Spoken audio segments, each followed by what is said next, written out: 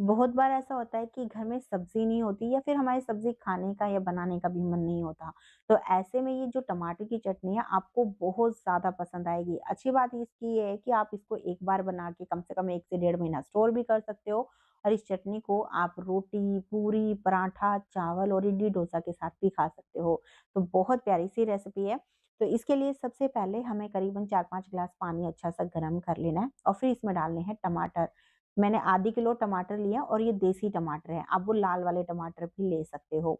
यहाँ पर टमाटरों में हल्का-सा चीरा लगा लेना, इससे क्या होगा छिलका उतारने में थोड़ी-सी आसानी होगी। अब यहाँ मैंने ली है 25 से 26 के आस-पास मिर्ची, जिसमें से 8 से 9 छोटे साइज़ की और थोड़ी तीखी वाली मिर्ची हैं। इनकी क्वांटिटी आप अपनी पसंद के हिसाब से कर सकते हो और जो कश्मीरी मिर्च ली हैं, उनको हम इसलिए डाल रहे हैं ताकि हमारी चटनी की क्वांटिटी भी बढ़ जाए, साथ में उसका कलर भी अच्छा आए और टेक्सचर भी अच्छा है। आप चाहो तो यहाँ पर जो मार्केट में आजकल लाल-लाल मिर्चियाँ मिल रही है ना जिससे हम अचार बनाते हैं, आप वो भी ले सकते हो। और यहाँ पर इन मिर्चियों का हमें नुक्का नहीं तोड़ना है, इनको ऐसे ही पानी में डालना है। नुक्का तोड़ दोगे तो पानी इनके अंदर भर जाएगा ज़्यादा।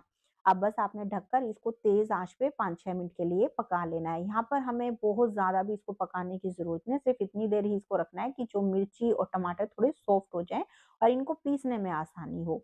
आप जैसे यहाँ देख रहे हो मिर्ची अभी काफ़ी नरम हो गई है और टमाटर भी अच्छे से यहाँ पर उबल गए हैं मतलब पक गए हैं। तो बस आपने इनको छान लेना है ताकि जितना भी एक्स्ट्रा पानी है ना इसका निकल जाए और इस तरीके से छान के बस हल्का-सा इनको ठंडा कर लेना है। उसके बाद जो ये मिर्ची है इनका नुक्का हमें तोड़ देना है। आप देख रहे हो बहुत आराम से इसमें से जो नुक्का है वो टूट रहा है। तो इस तरीके से सारी जो मिर्ची है इनका हम ये नुक्का तोड़कर अलग कर देंगे। अब इसके बाद जो टमाटर है इसका भी छिलका उतार लेंगे।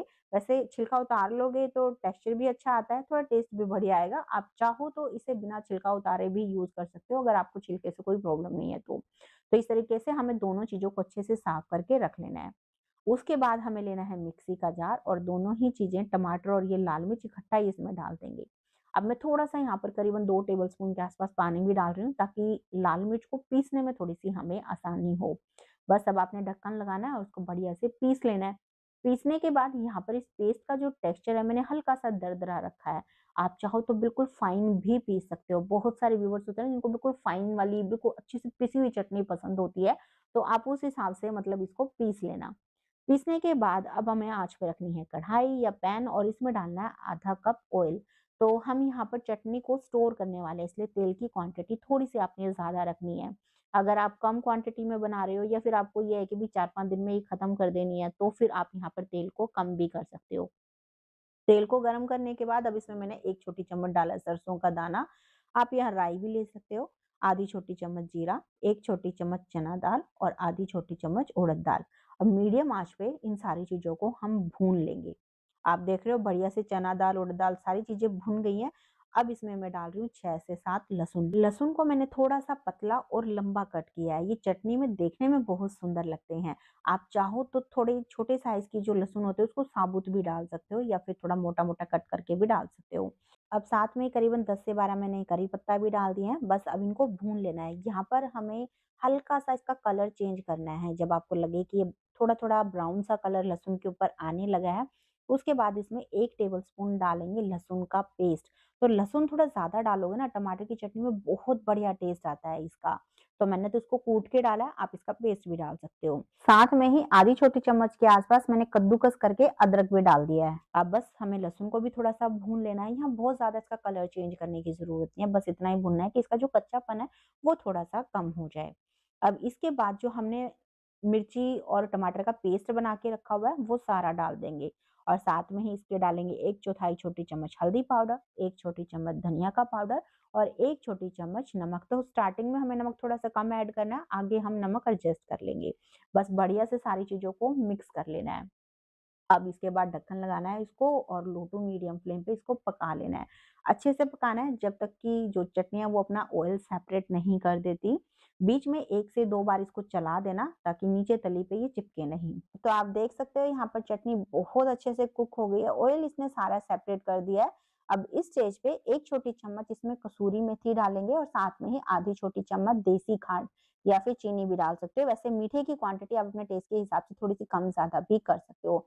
पर मीठा डालने का फ़ायदा ये होता है कि जो हमारी ये चटनी है ना थोड़ा-सा खट्टी होती है, हमने तो वैसे भी इसमें देसी टमाटर यूज़ किया है, तो वो खटास को बैलेंस कर देगी। साथ में आधी छोटी चम्मच मैंने नमक भी डाल दिया, मुझे नमक थोड़ा-सा कम लग रहा था यहाँ पर, तो आप भी एक बार इसको टेस्ट करके अपने हिसाब से नमक एडजस्ट कर लेना। तो बस अच्छे से मिक्स कर लेंगे और ये हमारी एकदम चटपटी सी चटनी तैयार हो गई है। आप देख सकते हो देखने में ही ये कितनी ज़्यादा टेस्टी लग रही है। आ रहा है ना मुँह में आपके भी पानी? तो अभी जो इसका टेक्सचर है ना, वो आपने बिल्कुल ऐसा ही रखना है, ज़्यादा पकाना मत, अगर ज़्यादा यहाँ पे पका दोगे ना, तो ठंडी होने के बाद ये और भी ज़्यादा थिक हो जाती है। तो बस ये चटनी बिल्कुल तैयार है अभी, इस चटनी को ठंडा करके आप किसी एयरटाइट कंटेनर में डाल के रखना। अगर बाहर रखोगे तो करीबन 3-4 दिन आराम से चल जाएगी और फ्रिज में रखोगे तो 1 से सवा महीने बिल्कुल भी खराब नहीं होगी। बस यूज़ करते समय ध्यान रखना कि आपने इसमें गीली चम्मच नहीं डालनी है, नहीं तो फिर इस पे फंगस लगेगा। अब इस चटनी को आप रोटी, पूरी, पराठा, नान, चावल, इडली, डोसा के साथ भी खा सकते हो, बहुत मज़े की लगती है। तो फ्रेंड्स आज की रेसिपी आपको कैसी लगी? प्लीज़ कमेंट ज़रूर करना। पसंद आई हो तो लाइक भी कर देना क्योंकि आपके एक लाइक और कमेंट से मुझे मोटिवेशन तो मिलता ही है, साथ में मुझे पता भी चलता है कि आपको रेसिपी कैसी लगी। और अगर आपको ऐसी ही ईज़ी रेसिपी पसंद है ना, जो आप आसानी से घर पे बना सको, तो प्लीज़ चैनल को सब्सक्राइब भी कर लेना। तो चलिए फिर मिलते हैं आपसे एक नई रेसिपी के साथ में।